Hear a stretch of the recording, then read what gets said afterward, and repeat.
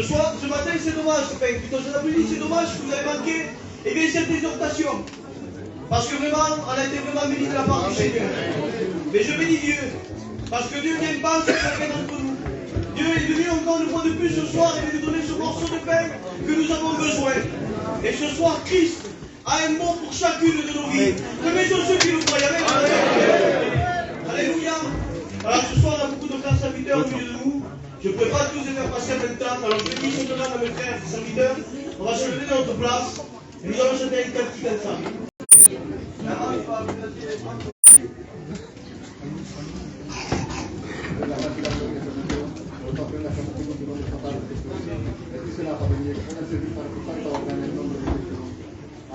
Alors le frère serviteur, on se lève de nos places.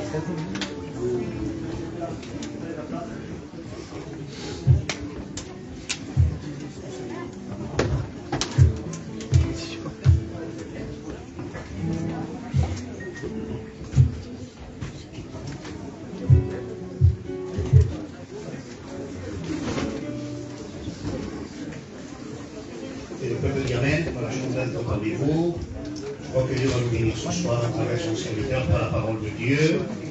Et si tu n'as pas trouvé encore Jésus-Christ, ce soir tu as la chance de trouver la grâce. Amen.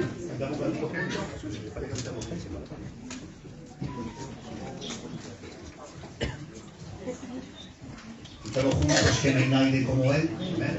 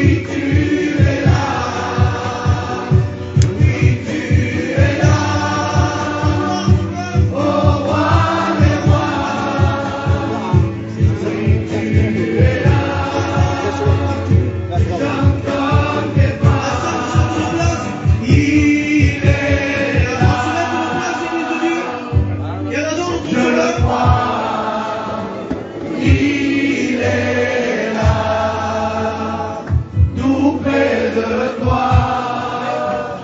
Il est là, je le crois. Il est là, tout près de toi. Tout est possible à celui qui croit. Si tu y crois, tu verras sa gloire. Tout est possible à celui qui croit. Si tu y crois, tu verras sa gloire. Alléluia, alléluia. Jésus-Christ est près de toi. T'inquiète pas, t'inquiète pas. Le Saint-Esprit te guidera. Alléluia, alléluia. Jésus-Christ est près de toi. T'inquiète pas, t'inquiète pas. Le Saint-Esprit te guidera. Il est là. Je le crois. Il est là. Tout près de toi. Il est là. Oui, Christ est là ce soir. Je le crois. Il est là. Tout près de toi. Tout est possible à celui qui croit. Alors est-ce que tu y crois ce soir? Il verra sa gloire. Regardez tes paroles. Possible à celui qui Peut-être que croit. là, ce soir, mais si tu y crois, qui est capable de te Verra sa gloire. peut-être que tu ne connais pas si tu y crois. Ce soir, tu verras la gloire de Dieu. Jésus-Christ est près de toi. T'inquiète pas, t'inquiète pas. Le Saint-Esprit te guidera. Alléluia, alléluia. Jésus-Christ est près de toi. T'inquiète pas, t'inquiète pas. Le Saint-Esprit te guidera. Si ces paroles simplement, tu pourrais les réaliser et dire à ton voisin, t'inquiète pas, Jésus-Christ est près de toi. Comme je disais hier, comme je disais encore aujourd'hui, de savoir que Jésus est près de nous, eh bien on est rassuré. Dans ce monde, eh bien, il y a des problèmes, il y a des difficultés. Même un chrétien, il y a des problèmes, des difficultés. Vous savez, je vais vous confier quelque chose. Est-ce que vous croyez que je n'ai pas des problèmes? Est-ce que vous croyez que moi, je n'ai pas de difficultés? Eh bien, si je te les donnerais ce soir, crois-moi que tu ne les voudrais pas. Mais comme j'ai Jésus-Christ auprès de moi, alors je me sens rassuré. Qui a Jésus ce soir? Amen. Alors, pour toi qui ne l'as pas ce soir, réalise que Jésus se trouve ici. Amen. Alors continue sur les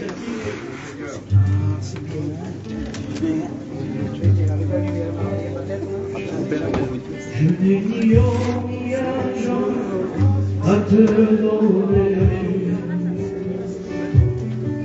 mais ce que j'ai, je vais te l'annoncer. Je n'ai ni or ni argent à te donner, mais ce que j'ai, je vais te l'annoncer. Jésus, Jésus, Jésus. Oui, c'est Jésus, Jésus, Jésus. Celui qui a vaincu. Il fut crucifié pour tes péchés. Il s'est humilié parce qu'il t'aimait. Comment ne pas, oui Seigneur, t'adorer? Je veux te louer, je veux t'exalter. Oui, je veux prier, prier, ressusciter. Je remercie. Parce que tu m'as sauvé, tu m'as aimé, tu m'as pardonné. Je remercie, parce que tu m'as sauvé, tu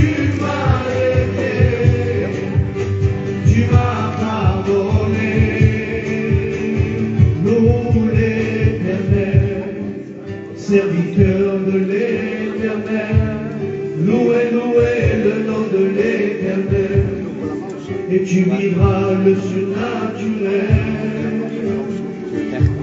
Il fut crucifié pour tes péchés. Il s'est humilié parce qu'il t'aimait. Comment ne pas, oui Seigneur, pardonner? Je veux te louer, je veux t'exalter. Oui, je veux crier qu'il est ressuscité. Dieu, merci, parce que tu m'as sauvé, tu m'as aimé, tu m'as pardonné. Dieu, merci, parce que tu m'as Église de Dieu, sauvé, vous ne voyez pas que nous disons merci à tu Jésus ce soir? m'as aimé, Alors dites-lui, pendant que tu le Père m'as chante, pardonné. et que le Fils chante, Dieu merci, tu m'as sauvé, tu m'as aimé, tu m'as pardonné. Dieu merci. Tu m'as sauvé, tu m'as aimé, Disons merci à Jésus parce qu'il nous a sauvés. Merci à Jésus parce que ce soir on est là et d'autres sont dans des lits d'hôpital. Et il voudrait être là avec nous ce soir. Alors je crois qu'on ne peut pas arrêter comme ça. On va lui redire ensemble. Et je veux que toute l'église le dise. C'est facile de dire Dieu merci. Merci parce qu'on est là ce soir. Merci parce que tu nous donnes ce privilège de pouvoir écouter ta parole. D'autres voudraient se réjouir d'être là. Mais ils sont dans des lits d'hôpitaux. D'autres sont enfermés des guerres des barreaux. D'autres sont malades dans leur maison, ils ne peuvent pas venir. Et nous on est là ce soir. Alors si vous croyez qu'il n'est pas plus important qu'on dise à Dieu merci que de parler entre nous, de regarder le parc et d'autres. Alors je veux que l'église de Dieu dise tous ensemble ce soir. Avec, combien sont ceux qui sont chrétiens baptisés ce soir? Tous ensemble. Tous les baptisés, levez vos mains s'il vous plaît. On est pas mal. On est beaucoup. Alors on doit tous dire merci à Jésus parce qu'il nous a sauvés. Alors on le reprend. Dieu merci. tu m'as sauvé, tu m'as aimé, tu m'as pardonné. Dieu merci. Parce que tu m'as sauvé, tu m'as aimé, tu m'as pardonné. Tous mes péchés. Gloire au Seigneur. Voilà que l'heure tourne tellement vite. Et je pense que nous allons laisser toute la place à la parole du Seigneur, avec un peuple que Dieu puisse venir parler. Combien sont ceux qui désirent que Dieu leur parle? Amen. Alors on va prier pour notre frère Isaac, nous allons faire une aide pour le faire. Seigneur, merci encore. Oui, merci pour les chants qui ont été chantés, Seigneur. À combien ça nous fait du bien, à combien, Seigneur, ça prépare notre cœur, Seigneur, pour être à l'écoute de ta parole, Seigneur. Maintenant, ton serviteur, Seigneur, tu loues, Seigneur. Merci parce que tu as déjà fait. Grâce à toi. Amen.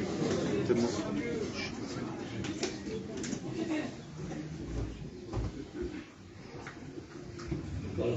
Bonjour à tous et à toutes. Dans le Seigneur, que Dieu soit béni.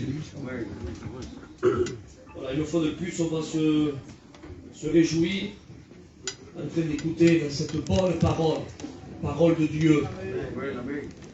Ça me fait chaud au cœur, amen, de voir qu'il y a cette soif, amen, d'écouter la parole de Dieu, au point qu'il y a des personnes qui, il y a pratiquement plus de chaises pour s'asseoir. C'est dommage, mais bon, que voulez-vous, c'est comme ça, hein, la salle est petite. Et ça fait chaud au cœur de voir, amen, avec cette soif qu'il y a. Que Dieu soit béni, à Dieu soit la gloire. Alors, on va ouvrir la parole de Dieu, je ne veux pas non plus, je suis ce que je suis, hein, comme j'ai dit hier. Je suis à vous, je me présente ma propre identité, je ne veux pas endosser une identité qui n'est pas la mienne. Sincèrement, je ne savais pas trop quoi apporter ce soir. Je ne sais pas si je devais exhorter, Hier, on a évangélisé. Cet après-midi, on a apporté un enseignement concernant le souffle, les tombeurs, et voilà. On s'est réjoui de la part de Dieu. Ce soir, je ne sais pas si je devais être trop exhorté et en voyant tant de monde comme ça, je me suis dit sûrement, c'est obligé qu'il doit y avoir des inconvertis. C'est obligé qu'il doit y avoir peut-être des personnes qui ont rétrogradé. Et nous savons, nous, serviteurs de Dieu, les lecteurs de la parole de Dieu, les chrétiens, chrétiennes, on sait que bientôt celui qui doit venir viendra. Il ne tardera pas, amen, pour venir nous chercher. C'est écrit dans la parole de Dieu. Il est écrit que sa venue à lui, sa venue est plus sûre que celle que de l'aurons. Nous le croyons, nous avons cette espérance, on sait que tout est accompli, on sait que Christ peut revenir chercher son Église. Maintenant, pendant la prédication, à la fin de la réunion, demain, ce soir, au milieu de la nuit, demain matin, avant que le soleil se lève, on sait. Et alors, je crois que dans cette réunion, on va donner cette occasion, amen, à l'inconverti, de rentrer par la porte, qui est le Christ. Que Dieu soit béni. Amen. Heureusement que la porte, c'est lui. Heureusement. Lui, amen, lui, le Christ, il a dit, amen, je ne jetterai point dehors celui qui est en moi. Venez à moi, dit Jésus, vous tous qui êtes fatigués et chargés, et je vous donnerai du repos. Alléluia, que Dieu soit béni. Merci Seigneur. À ton nom la gloire. Alors, on va ouvrir la parole de Dieu. Et on va ouvrir, amen, la parole de Dieu dans le livre de l'Ecclésiaste. Pour celui et celle qui a la parole. Livre de l'Ecclésiaste, chapitre 7. Et verset 8. Voilà, j'ai déjà apporté ces quelques notes, mais que voulez-vous? Amen, on est les perroquets de Dieu. Hein?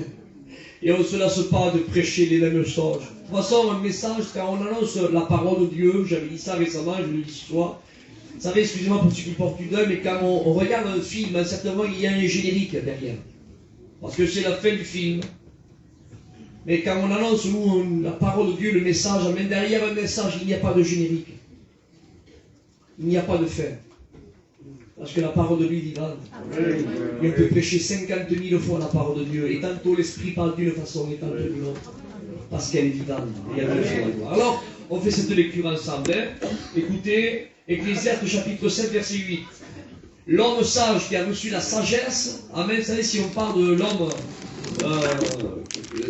concernant la patience qu'il avait, donc il y a Moïse, amen, qui apparaît comme référence. Hein.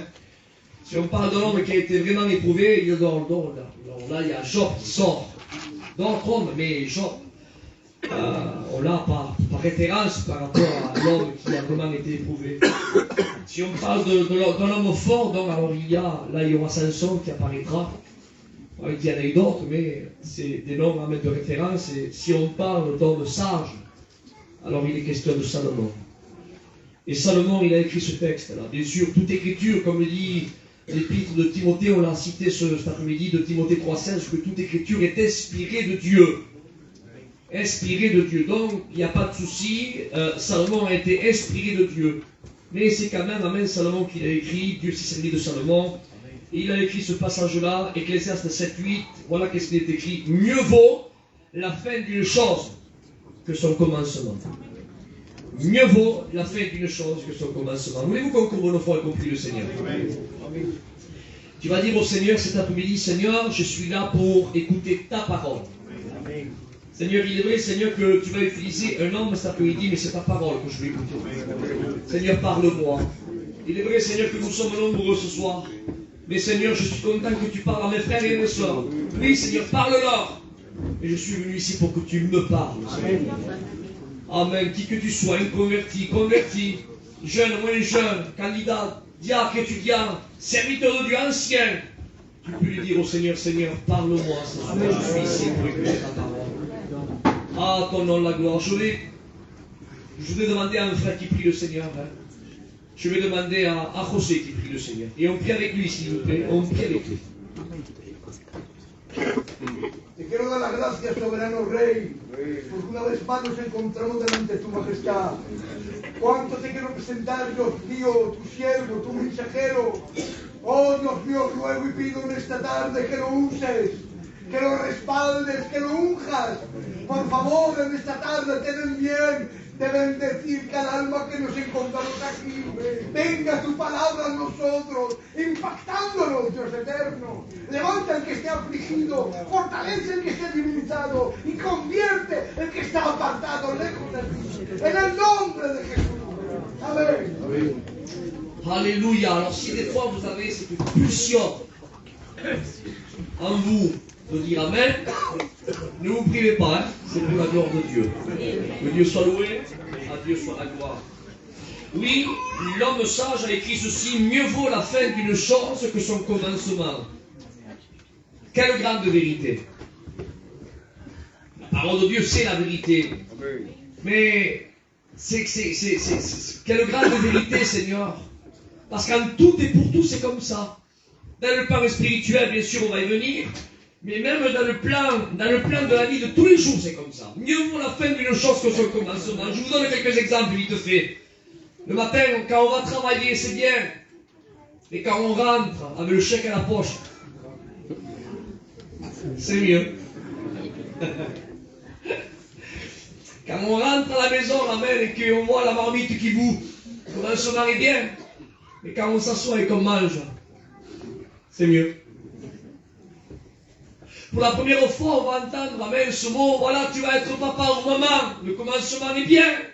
Ou tu vas être grand-père pour la première fois, ou grand-mère pour la première fois, le commencement est bien. Et quand ta fille ou ton fils te dira, tiens papa, regarde ton petit-fils, que tu le prendras entre tes bras, enfin, c'est mieux. Est-ce que vous comprenez ça? Et ça, c'est dans la vie quotidienne tous les jours. Quand on construit une maison, on commence à faire les fouilles, le commencement est bien. Regarde, les fondations sont là. Le commencement est bien, mais quand tu seras à l'intérieur avec tes enfants au chaud l'hiver, la fin, c'est mieux. Alors voilà ce qu'a écrit l'homme sage. La fin d'une chose, amen, vaut mieux que le commencement. Que Dieu soit béni. Et même dans la parole de Dieu, je voudrais vous le prouver avec des textes de la parole, amen, que c'est comme ça. Vous savez que l'homme a désobéi. Adam a désobéi. Car c'est ça le péché. Le péché, on ne peut pas dire que c'est l'alcool, on ne peut pas dire que c'est le tabac, que c'est le mensonge, que c'est ceci, cela. Non, le péché, c'est la désobéissance. On désobéit, on pêche. Et Adam a péché, il a désobéi. Adam n'a pas fumé, Adam ne s'est pas bagarré, Adam ne s'est pas drogué, Adam a péché. Et comment il a fait pour pécher? Il a désobéi.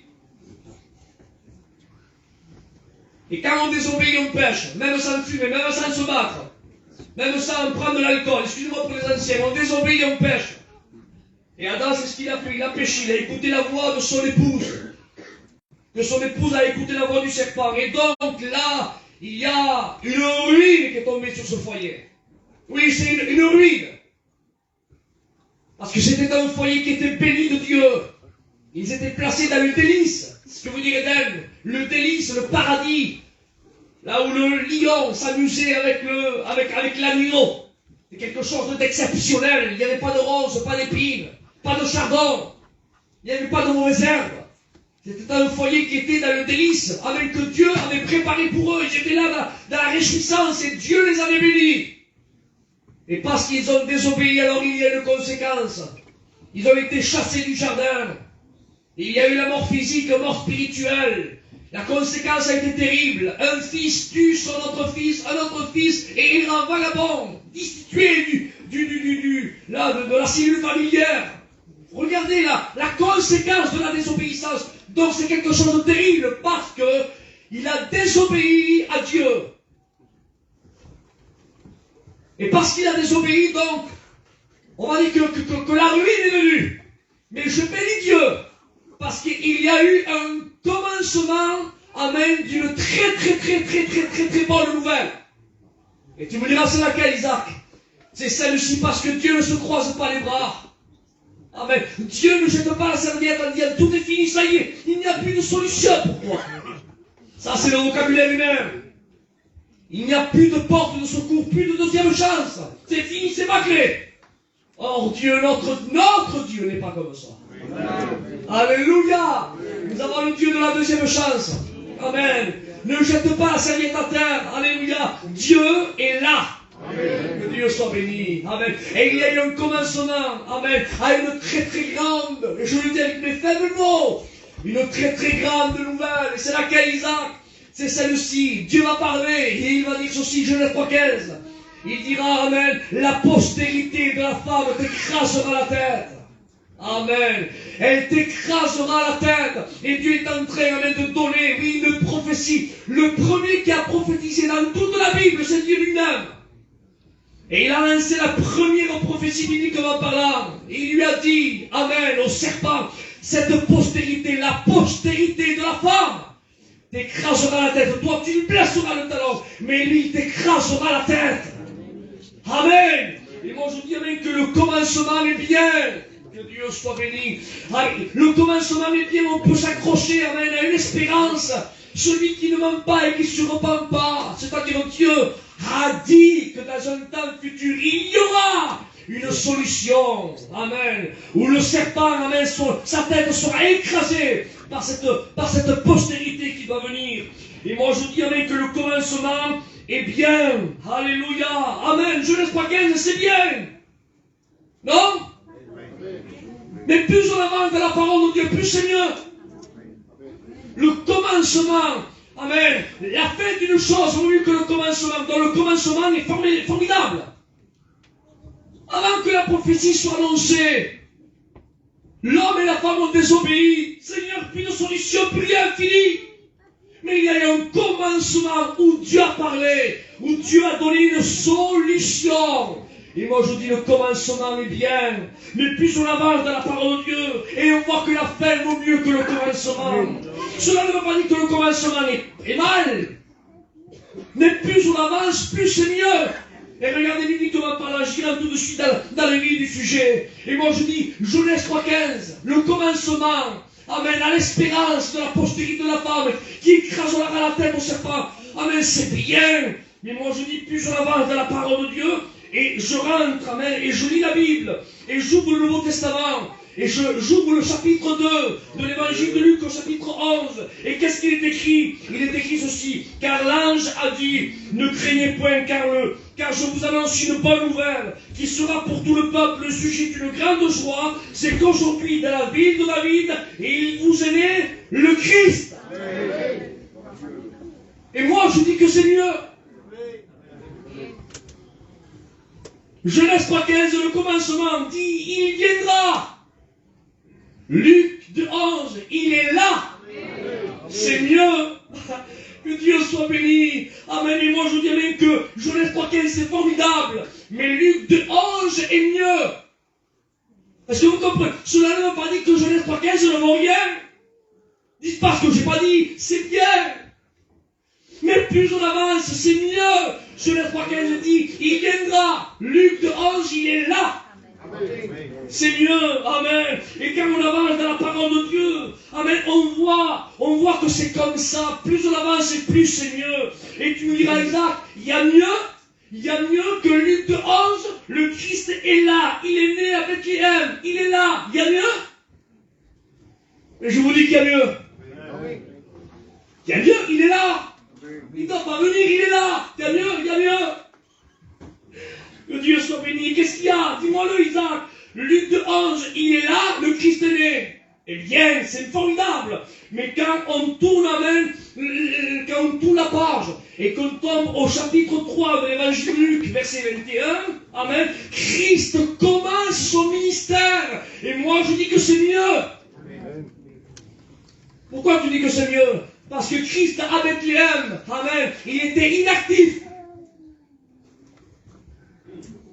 Il ne guérissait pas les lépreux, il ne ressuscitait pas les morts, il ne donnait pas la vie aux aveugles, il ne leur disait pas, Amen, tes péchés sont pardonnés, non, il ne faisait rien, c'était un enfant.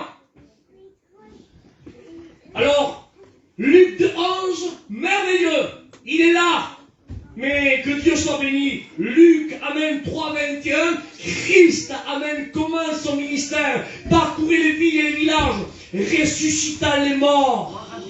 purifiant les lépreux, donnant la vie aux aveugles, rassasier, amen, ceux qui ont faim, que Dieu soit loué, annoncer la bonne nouvelle, amen, amen, redresser les choses tordues, mettre à la lumière ce qui est caché.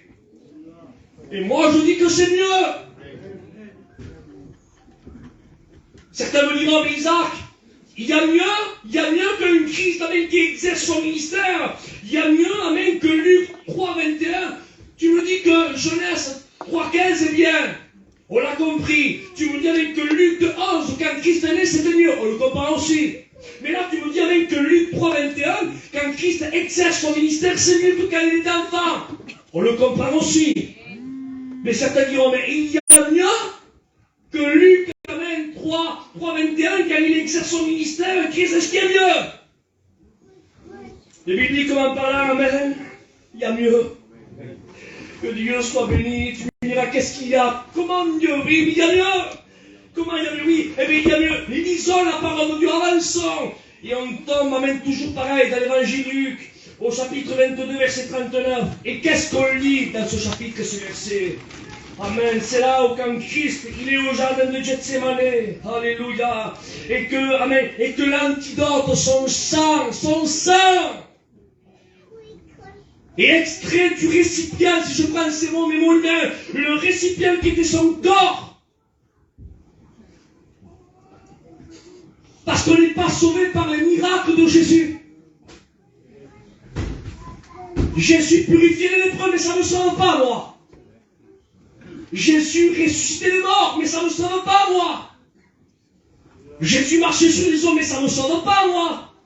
Jésus, amen, donnait la vie aux aveugles, mais ça ne me sauve pas, moi.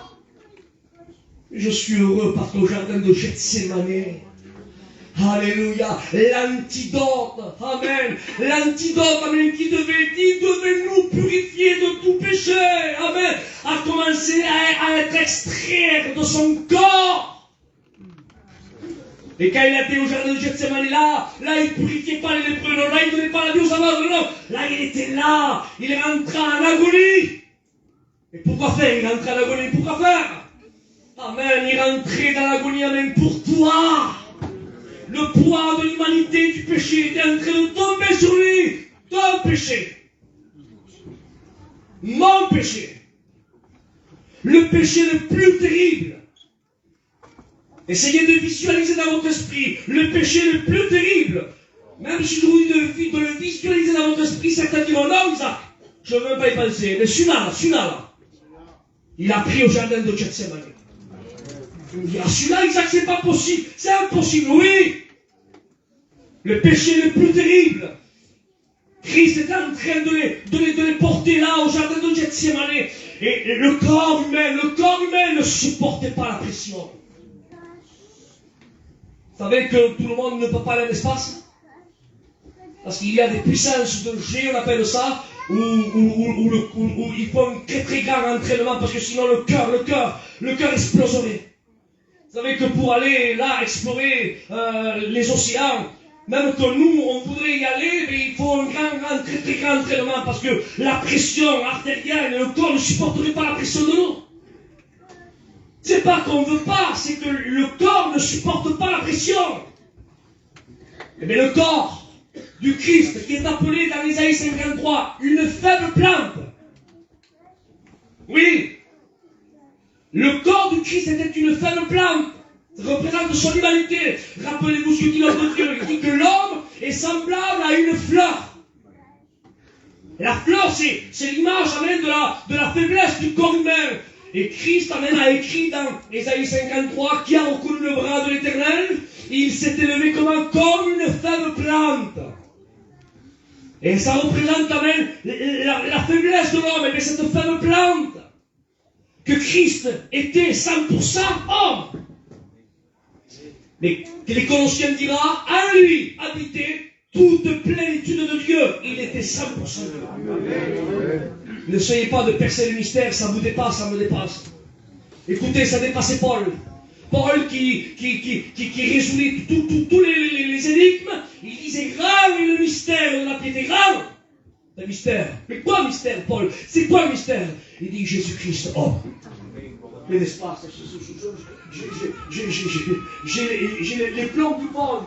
J'arrive pas à résoudre le mystère là. Grand est le mystère. Jésus-Christ homme, c'est-à-dire la nature divine de Dieu, que les cieux et les cieux des cieux ne peuvent contenir. Amen. Matérialisé dans une faible plante d'un corps humain, tout en étant 100% homme et tout en étant 100% Dieu. Je permets, grave le mystère.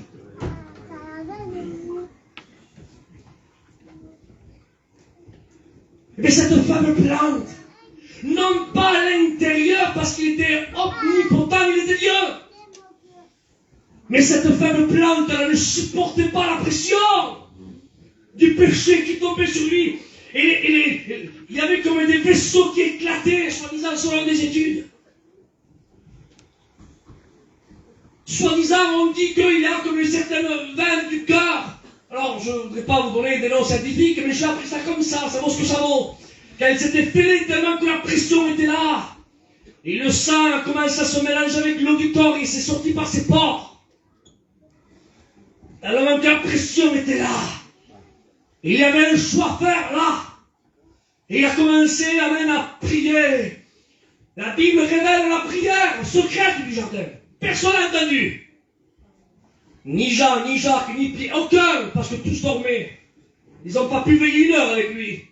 S'ils auraient veillé 1 heure avec Christ, ils auraient entendu la prière. Et sûrement que peut-être Matthieu ou Jean ou Pierre l'auraient écrit dans ses épîtres, dans ses évangiles. Mais comme tous dormaient, ils n'ont pas pu l'écrire. Mais comme c'était une prière très très importante, Dieu l'a révélé à un auteur inconnu, à l'auteur aux Hébreux. Et c'est écrit au chapitre 5, verset 7, que Jésus, dans les jours de sa chair, Amen, a prié plus instamment avec larmes, avec supplication, avec gémissement, avec cri, dit la Bible, à celui qui pouvait le délivrer de la mort. Il a été exaucé à cause de sa piété. Mais attends, mais elle est où cette prière? Où, quand on lit les évangiles, quand Christ a prié plus instamment, quand Christ a crié en priant, quand Christ a pleuré en priant, quand Christ a supplié, quand? Si ce n'est cette prière secrète du jardin. Et il dit à celui qui pouvait le sauver de la mort, mais bien Christ est bien né, est bien venu pour mourir. Et le texte dit à celui qui pouvait le sauver de la mort, c'est parce que quel vaillant héros était Christ. Quel homme Christ. Quel homme. Quel homme. Vous imaginez qu'au jardin de Gethsemane, Christ avait envoyé la fameuse plante qui était en train là de ne pas supporter la pression. Et normalement, la logique humaine, le normal humain, c'était que le corps là devait mourir au jardin. Et l'auteur aux Hébreux dit à celui qui pouvait le sauver de la mort. Et il a été exaucé. C'est que normalement, son corps aurait dû mourir au jardin de Gethsemane. Mais il a commencé à prier avec larmes, avec supplication, avec gémissement, en train de lui dire, je ne veux pas mourir là. Je ne veux pas, non, il faut que j'accomplisse mon devoir, ma mission. Il faut que je monte à la croix. Il a été exaucé. Oh, que Dieu soit béni. Quel homme Jésus. Quel homme notre vaillant héros. Non pas ma volonté, mais ta volonté. Et moi je dis, amis, frères et sœurs, amen. Si, amen, Luc 3,21, quand il exerçait son ministère, est mieux que Luc 11, moi je dis, frères et sœurs amis, que Luc 22,39, quand il était au jardin de Gethsemane, amen, et que son sang commence à verser pour purifier, avec l'humanité de tout péché, c'était mieux. Amen. Que Dieu soit loué, et à lui soit la gloire. Amen. Mais certains me diront, mais Isaac, là, Christ est en train de déverser, là, ses gouttes de son sang au jardin de Gethsemane, prendre mon péché. Il n'y a pas mieux que ça. Tu ne peux pas faire mieux. Continuons à lire la parole de Dieu. Et moi, je vous dis qu'il y a mieux. Certains me disent, non, Isaac, c'est votre suite. Je vous ai pas dit que ça vaut bien, mais dites pas ce que je n'ai pas dit. Je dis que c'est bien. Je dis que c'est formidable, que c'est glorieux. Mais je dis que c'est mieux. Cela ne veut pas dire, amen, que ça vaut rien. Est-ce que vous comprenez? C'est mieux. Et tu me diras, il y a mieux là que Luc 22, 39, qui a été au jardin, qui a dit non pas ma volonté, mais ta volonté. Il y a mieux. Oui, il y a mieux. Où il y a mieux? Lisons la parole de Dieu. Évangile de Jean, chapitre 19, verset 30. Il était entre deux brigands. Amen. Et il dit, Père, tout est accompli. Il baissa la tête et remplit l'esprit. Et moi je dis que c'est mieux que le jardin. Pourquoi c'est mieux que le jardin? Parce que le jardin, amen, il a dit non pas ma volonté, mais ta volonté. Il a pris le péché de l'humanité. C'est vrai, le jardin c'est formidable.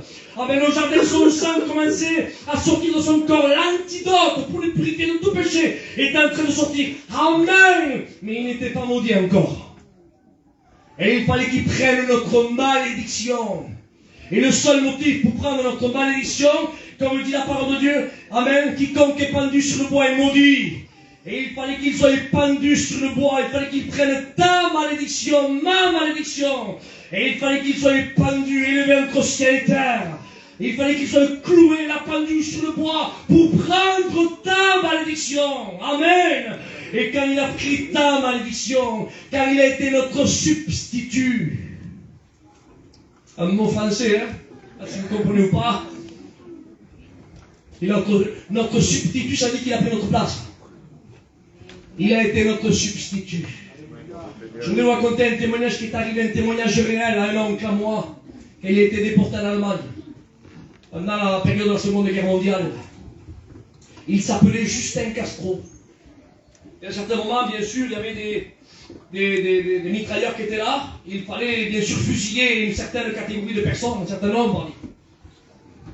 Et donc on les avait mis en rang.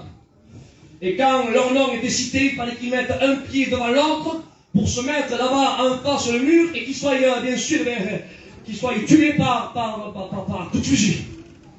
Et d'un coup, il y avait la liste des noms qui étaient là. Alors on appelait un tel. Et un tel a mis le pied devant l'autre, mais toi là-bas au fond. Et on a commencé, bien sûr, ils ont commencé à le tuer à coups de fusil. Enfin bref, pour couper plus court, à un certain moment, ils ont appelé. On appelle Justin Castro. Et l'homme britannique, et il savait que s'il mettait un pied devant l'autre, c'était pour le tuer. Croyez-moi, je étais à sa place, je l'aurais fait pareil. Hein. Et moi et vous, bien sûr, il n'osait pas mettre un pied devant l'autre. C'était pas pour discuter, c'était pour mourir. C'est pour discuter encore, mais là non. Là, s'il avançait, c'était pour se mettre là-bas au fond contre le mur et être mitraillé. Alors bien sûr, les Allemands, une fois de plus, on appelle Justin Castro. Et personne ne sortait. Où il va salir? Ils ont insisté. On appelle Justin Castro. Il y a un certain moment, il a dit, pasteur, il va le voir que c'est moi, il va me tuer. Alors on va finir vite fait. Il y a un certain moment, quand il a voulu mettre un pied devant l'autre, un autre a mis un pied devant l'autre. Et il est sorti à sa place. Et ils ont regardé dans leur registre. Écoutez, s'il vous plaît, qu'il y avait un autre homme à l'intérieur qui s'appelait comme lui, nom et prénom. Et au lieu de le mitrailler à lui, ils ont mitraillé l'autre qui s'appelait comme lui. Donc on a envoyé une lettre comme quoi son mari était décédé à son épouse, c'est-à-dire à ma tante, et ma tante a porté pendant 8 ou 9 mois de deuil. Et un bon matin, il a vu son mari venir. Le caillou dans la regardé. C'est vrai ce que je vous dis, c'est pas une fable, hein, c'est vrai. Hein. C'est pas entendu, c'est le caillou. Tout ça pour dire, il s'appelait comme lui. Et au lieu de le mitrailler à lui, ils ont mitraillé l'autre par rapport à son identité. Eh bien, la colère de Dieu, amen, Dieu, amen, il fallait qu'il nous mitraille à nous. Mais Christ a pris notre identité. Amen. Alléluia. Amen. Le Dieu Emmanuel, Dieu est avec nous. Dieu s'est fait homme. Amen. Et parce qu'il s'est fait homme, il a pris notre nature, notre identité. Et au lieu, amen, que la colère de Dieu tombe sur toi, là au mont Golgotha, amen, il a pris ta place. Et le fusil de Dieu était braqué sur lui. Et au lieu de te mitrailler à toi et à moi, le châtiment qui nous donne la paix est tombé sur lui. Que Dieu soit loué. À lui soit toute la gloire. Amen. Amen. Que Dieu soit loué. Vous savez, il y a des personnes qui font là des grands... quelque chose de spectaculaire. Parce que les hommes ont marché sur la lune, mais ça n'a rien changé pour l'humanité. Quoi? Ça n'a changé quoi? Mais le fait que mon vaillant héros il marchait sur la terre.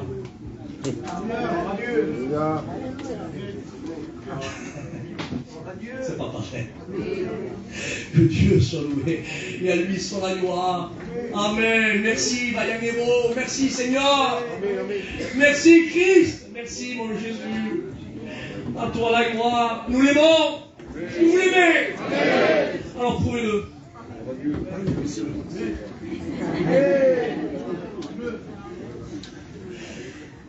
On réessaye. Est-ce que vous l'aimez? Alors prouvez-le. Car celui qui m'aime, a dit Jésus, c'est celui qui garde ma parole.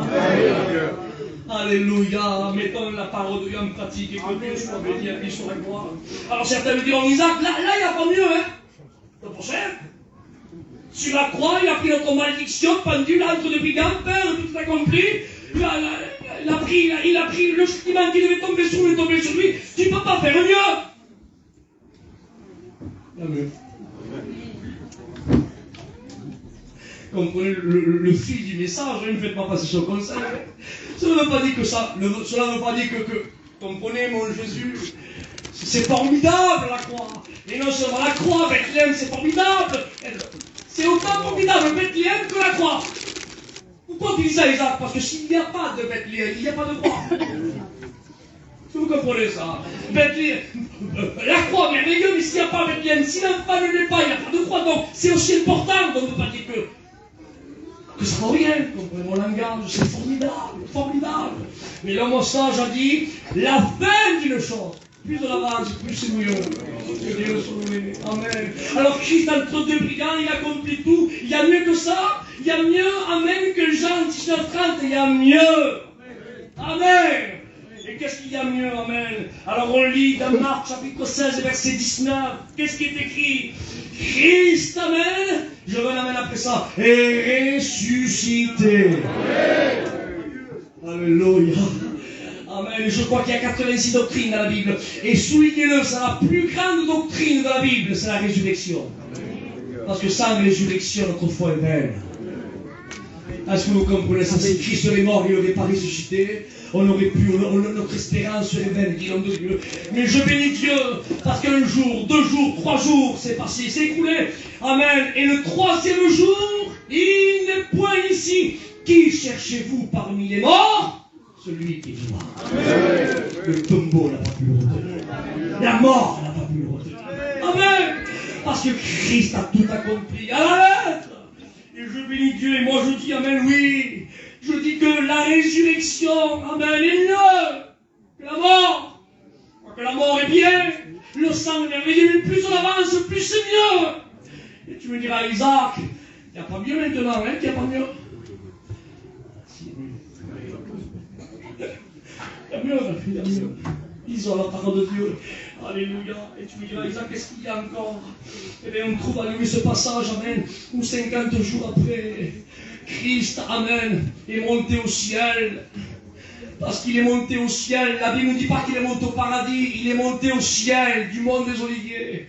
Et pourtant, la Bible dit qu'il est monté au paradis. Oui, il est monté au paradis. Pendant 3 jours avec le brigand à la croix. Il a dit aujourd'hui même, tu es avec moi dans le paradis de Dieu. Mais lisez la parole de Dieu. Quand il est monté sur le monde des Oliviers, c'est pas écrit il est monté au paradis, il est monté au ciel. Pas pareil. Et tu me diras, c'est mieux Isaac? Oui, c'est mieux. Pourquoi? Amen. Parce qu'au ciel, il dit, ne me touchez pas. Il dit, parce que je n'ai pas monté encore chez mon Père. Ah bon, mais après la résurrection, mais pourquoi? Parce qu'amen, il fallait, selon l'ordre de Melchisédek, il était le souverain sacrificateur.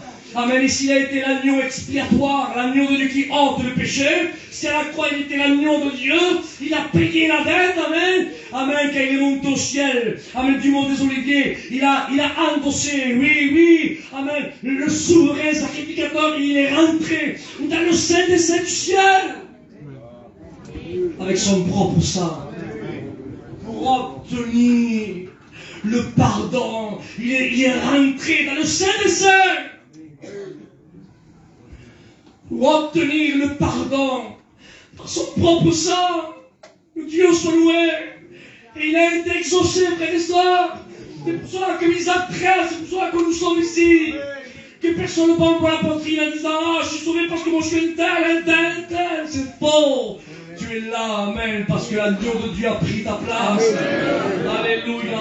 Amen, amen, amen, amen. Et là, et Dieu le parfait, a écouté la prière du parfait.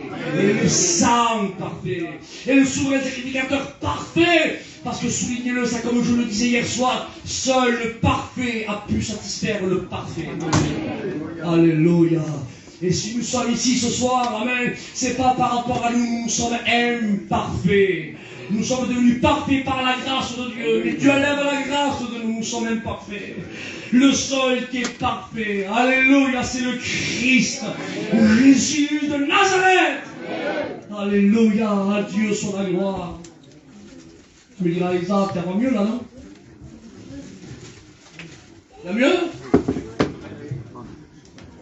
Ça va mieux. Ah bon, il y a mieux. Cela ne veut pas dire que tout ça ne vaut rien, comme vous avez compris maintenant. Si quelqu'un dit que ça ne vaut rien, vous fermez la porte au fond et il faut s'expliquer. Hein. C'est formidable tout ce que je viens de dire. Il y a mieux. Ah bon? Qu'est-ce qu'il y a de ça? C'est quoi qu'il y a mieux? Et maintenant que nous sommes sauvés, frère, maintenant qu'on est là parmi tout ce qu'on voit, il y a un moteur qui s'appelle le moteur de l'espérance qui ne trompe pas. Et qu'est-ce qu'il y a, Isaac? Eh bien, on le dit, c'est Paul qui l'a écrit dans Thessaloniciens, chapitre 4, verset 16, à un signal donné.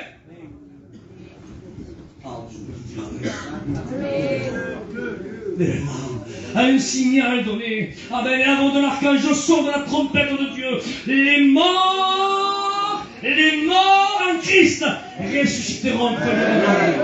Ensuite, nous lirons, amen, qui sont ici. On sera transformé dans un corps incorruptible. Le mot hébreu, c'est le mot doté, c'est beaucoup plus rapide qu'un clin d'œil. Un clin d'œil, c'est rapide, hein, on ne s'en rend même pas compte. Et bien, le changement, amen, où notre corps sera transformé dans un corps incorruptible le jour de son événement, c'est le mot doté. C'est beaucoup plus rapide que la fraction de seconde, qu'un clin d'œil. On sera transformé, métamorphosé dans un corps glorieux. Et la Bible dit que là, Dieu rassemblera les familles de la terre. Chut, chut, écoutez. Si par exemple, moi je suis ici, là, en train de vous prêcher, j'ai les miens pour voir ces personnes qui sont enterrées là-bas, Villeneuve-sur-Lot. Ils sont morts en Christ. Écoutez, ils ont quitté la terre dans l'espérance. Et si Christ maintenant vient vous chercher, écoutez ce que je dis, les morts en Christ, là-bas, ils ressuscitent premièrement. Ensuite, moi qui suis ici, amen, l'évident, je suis transformé dans un corps incorruptible. Mais, amen, quand je volerai à la rencontre du Seigneur dans les airs, ceux qui sont là-bas et moi qui est ici, on ne volera pas chacun de notre endroit. Dieu nous rassemblera les familles de la terre et nous partirons aussi ensemble. Amen. Ça vaut le coup de suivre. Alléluia. Amen. Les morts en Christ ressusciteront. Quelle espérance, Seigneur. Amen. Nous les nôtres. Nos bien-aimés. Je ne veux pas toucher la corde des sentiments ce soir. Mais c'est une grande vérité, mes frères. C'est qu'on regarde l'album, on pleure, on passe devant un passage. Ah, je me rappelle, j'étais là. Et une odeur, des fois, on me fait penser à notre chair.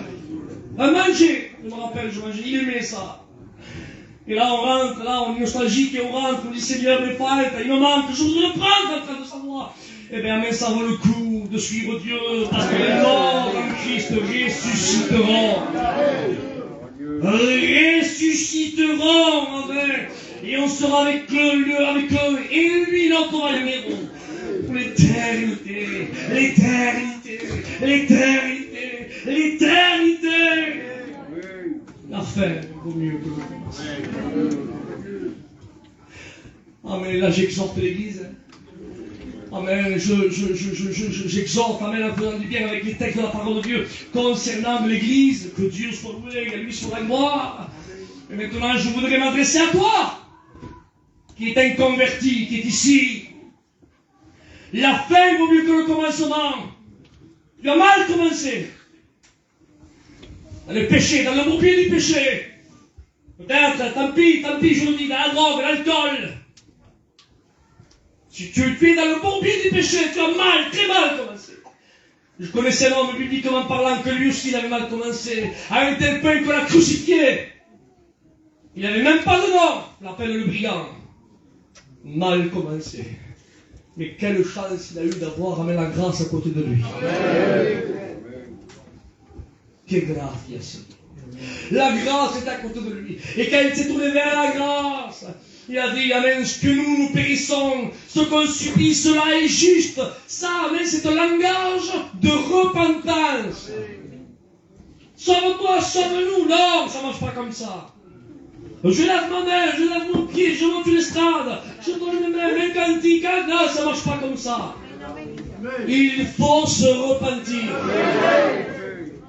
Selon ce qu'on subit, cela est juste. Repentance. Rabbi, souviens-toi de moi lorsque tu seras dans ton règne. Il le proclame roi à un crucifié. Il est crucifié comme lui. Et il le proclame roi dans ton règne. Seigneur. Amen. Jésus le regarde. Quelle puissance à la grâce. Hein? Quelle puissance, hein? À une fraction de seconde, Christ le regarde. Amen. Alléluia. Même qui était épuisé, il avait encore de la force pour sauver l'âme.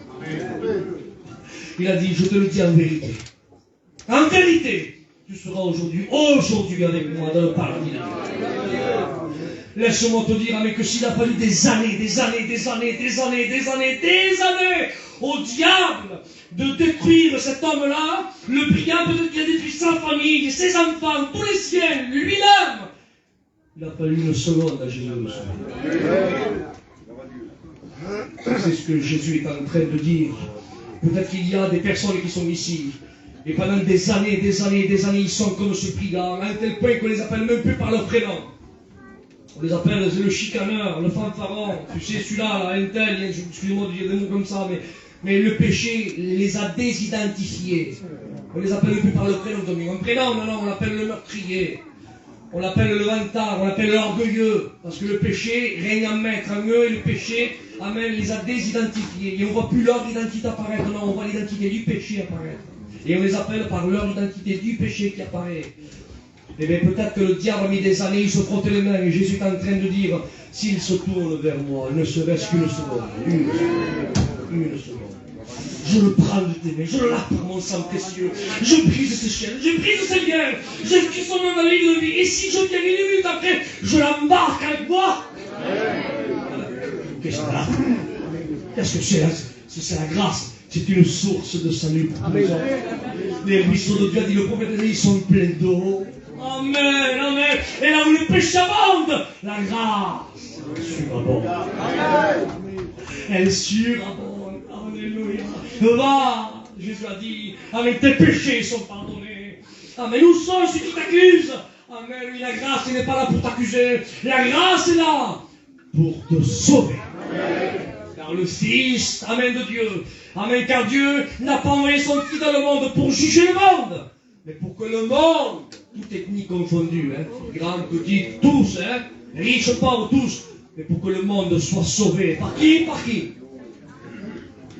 Par lui. Parce qu'il n'a pas été donné notre nom dans le ciel et sur la terre, par lequel nous pouvions être sauvés. Et ce nom, et je veux l'amener après ça, c'est Jésus. Amen. Amen. Alors, pour toi, tu es rentré peut-être d'une certaine façon, mais mieux vaut la fin que le commencement. Tu es mal rentré, tu es rentré perdu, tu peux ressortir sauvé. Je voudrais m'adresser maintenant à toi. À qui, Isaac? Je me suis adressé à l'église et je les ai encouragés. Et on attend à la fin de l'église. Et comme dit le texte, consolez-vous les uns et les autres par ces paroles. Et on le fait. J'ai voulu m'adresser à main aux inconvertis. J'ai pris l'exemple du brigand. Et maintenant, tu vas t'adresser à qui? Je voudrais m'adresser au rétrograde. Au rétrograde, je voudrais te dire que la fin vaut mieux que le commencement aussi. Donne-moi un exemple biblique. Il y avait un homme qui s'appelait Méphibosheth. Et vous connaissez El Rey te llama. El Rey te llama. On le chante souvent dans nos assemblées. Mephibosheth, son avenir était tout tracé. Ça y est, c'était tracé pour lui. Il n'avait pas de soucis pécuniaires, tout est bien. Il le renommait peut-être qu'il jouait de nos enfants. Moi, je suis le fidèle d'elle, de Jonathan. Mon grand-père, c'est Saül, le roi d'Israël. Ses habits n'étaient pas pareils que les autres, peut-être. Je sais pas, son vocabulaire, il avait une restriction. Peut-être le manger qu'il mangeait n'était pas le même. Est-ce que vous comprenez? Et tout à coup, le chaos est tombé. Il ne s'y attendait pas. Mais quelle mauvaise nouvelle, son grand-père est mort, son père est mort, ses oncles sont morts. Et pendant là que sa nourrice est en train de le protéger pour courir, elle est tombée. Et tout à coup, il a eu un problème au pied, il avait les pieds perclus. Le mot hébreu, pour dire perclus en hébreu, la signification c'est le mot abattu. Eh bien, c'est ce qu'était Mephibosheth, il était abattu.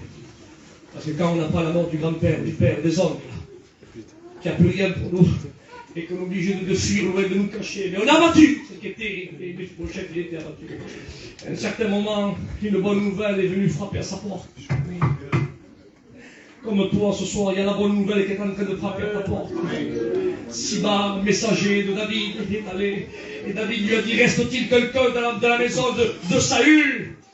Et le serviteur a dit, oui, il reste Mephibosheth, mais il a les pieds perclus.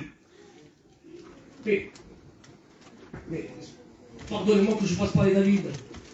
Et si David aurait pu répondre, là, il aurait pu dire, mais je ne t'ai pas demandé l'état de Mephibosheth.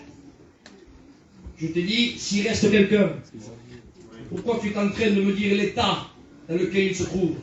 Je ne t'ai pas demandé son état, je te demande s'il reste quelqu'un. Voyez-vous, les hommes examinent toujours les plaies des hommes et la condition des hommes. Christ n'est pas venu ici pour examiner. Il est venu ici pour purifier. D'ailleurs, amen, c'est ce que le lépreux a dit. Toi, Marc 1,40, si tu veux, il dit, tu peux me rendre pur. Et il n'a pas dit, toi, si tu veux, tu peux m'examiner. Hein. Non, hein. Parce que l'examen, je l'ai déjà eu avec les sacrificateurs, ils m'ont déjà examiné. Je ne viens pas vers toi pour que tu m'examines. Non, je viens vers toi pour que tu me purifies. Amen. Et David, amen, n'était pas là pour faire un examen d'un descendant de Saül. Non. Il voulait savoir s'il reste quelqu'un. Oui, Mephibosheth, il a les pieds perclus, il a abattu, il dit apportez-le-moi. Et quand on apporte Mephibosheth tremblait comme une feuille qui est détachée de sa branche. Tremblait.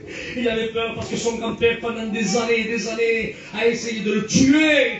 Et maintenant, dans l'esprit de Mephibosheth, il devait se dire maintenant que lui est au trône, soy muerto, je suis mort.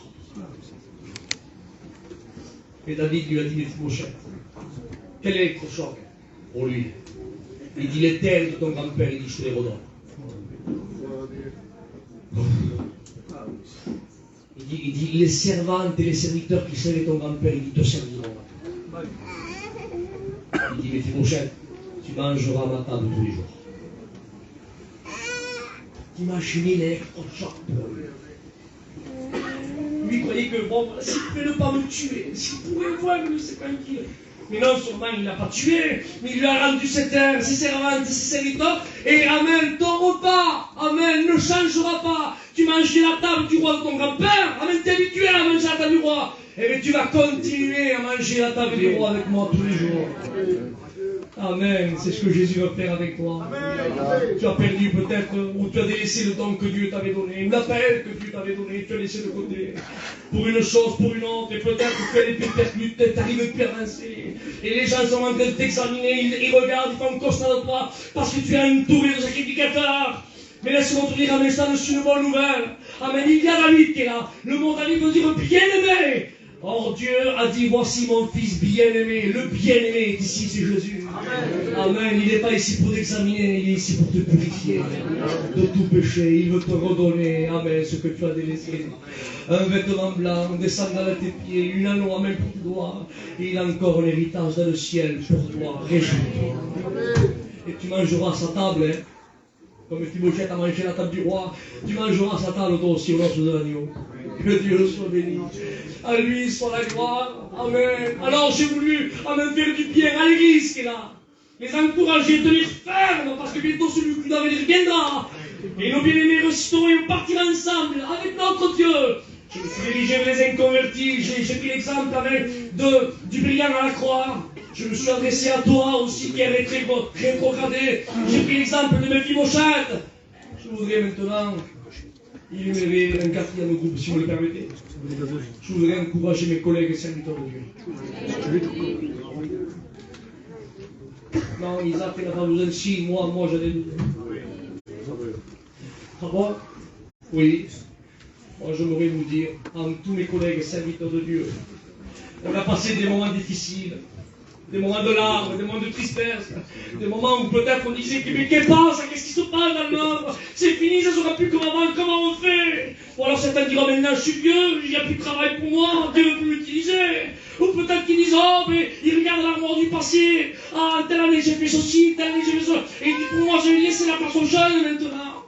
Ou certains jeunes disent peut-être moi je suis trop jeune, putain quand je vieillirai. Non! Je m'adresse à toi qui es jeune dans le ministère, toi qui es vieux dans le ministère, toi qui as travaillé de nombreuses années dans le ministère. Moi je te dis, si tu es encore en vie, tiens ferme, amen. Parce que Dieu, amen, veut te montrer davantage sa gloire, monsieur. Amen. Crois-le, amen, que les jours qui vont venir vont être des jours glorieux pour ton ministère. Je le crois de tout mon cœur. Que Dieu va t'utiliser. Ah, ton nom ne sera pas peut-être un nom de l'affiche, mais peu importe ça. Mais Dieu t'utilisera pour sauver les âmes. Amen, pour éclairer au milieu des ténèbres. Pour donner un mot de consolation, un mot de restauration, un mot d'encouragement. Comme le prédicateur aussi, je t'encourage au nom de Jésus. Amen, tiens ferme, amen. Tiens ferme parce que tu as choisi ton foyer. Amen, pour le servir. Quelle grâce, quel bonheur. Quel bonheur. Mais mon mari parle pas hébreu et grec, Isaac. Mais c'est pas grave, il prêche l'évangile. Dieu l'a choisi. C'est un instrument qui est utile entre ses mains. Tenons ferme, collègues. Tenons ferme. Que le diable ne nous décourage pas avec ce qu'on a vu ou ce que la doctrine, regarde ceci. Non, tenons ferme. On est des rois de Dieu. On sait que tu as préparé des heures d'avance afin que nous les pratiquions. Mais pour cela, il faut, amen, pas dévier la trajectoire que Jésus nous a tracée. Restons fermes. Ferme dans la parole, ferme dans les Écritures. Ne nous laissons pas endoctriner par Pierre, Paul ou Jacques. Parce qu'il y a des messages qui sont en train de véhiculer aujourd'hui, et même que je t'enregistrerai, tant pis, je vais à la caméra et je le dis. Des messages qui sont véhiculés. Aujourd'hui, il semblerait qu'il y a, là, on cherche, c'est devenu de la politique. Et on s'associe non pas de la vérité, certains s'associent là de la majorité. Là, il y a la majorité, on s'associe. Mais la vérité est là, la majorité est là. Voilà, mon père m'a dit qu'il faut aller là, mais voilà. Oui. Non! Non! Non! Ne nous laissons pas endoctriner par les religieux. Qui on libère? Lequel? Ils ont dit Barabbas. Barabbas! Non! On est là, on regarde, qui on libère? Jésus ou Barabbas? On libère la vérité. Les anciens ont dit ça, mais peu importe. Moi, je suis un grand garçon, je suis un serviteur de Dieu. Et je veux mettre la vérité où elle se trouve. Travailler pour Dieu. Amen. Ne pas se laisser embarquer ni endoctriner par un tel ou un tel ou un tel. Peu importe les candidatons, ce qu'on veut. Nous, amen, c'est être pur, transparent devant Dieu. Et travailler pour le maître. Même qu'on reste un petit nombre, c'est pas grave. Il vaut mieux être un petit nombre. Libre par la vérité. Qu'être un grand nombre esclave par le mensonge. Je dis ceci, je prie Dieu. Je parle de la liberté de l'esclavage. Jérémie était en prison. Et le roi Sédécias, il voulait que Jérémie lui annonce le message que lui voulait entendre. Et Jérémie, le représentant de la vérité, annonce la vérité. Est-ce que vous comprenez ça? Et parce qu'il annonce la vérité, on l'a pris, on l'a mis en prison, mon frère. La vérité est en prison. Et moi, je dis, il vaut mieux, c'est la grande chose, ça, hein? Il vaut mieux être un prisonnier libre qu'un libre prisonnier. Amen. L'avez enganchado? Il vaut mieux être en prison, libre, qu'être libre, être prisonnier, retenant la vérité captive. Il vaut mieux être en prison, mais la vérité la laisser libre. Fermons nos yeux, prions le Seigneur.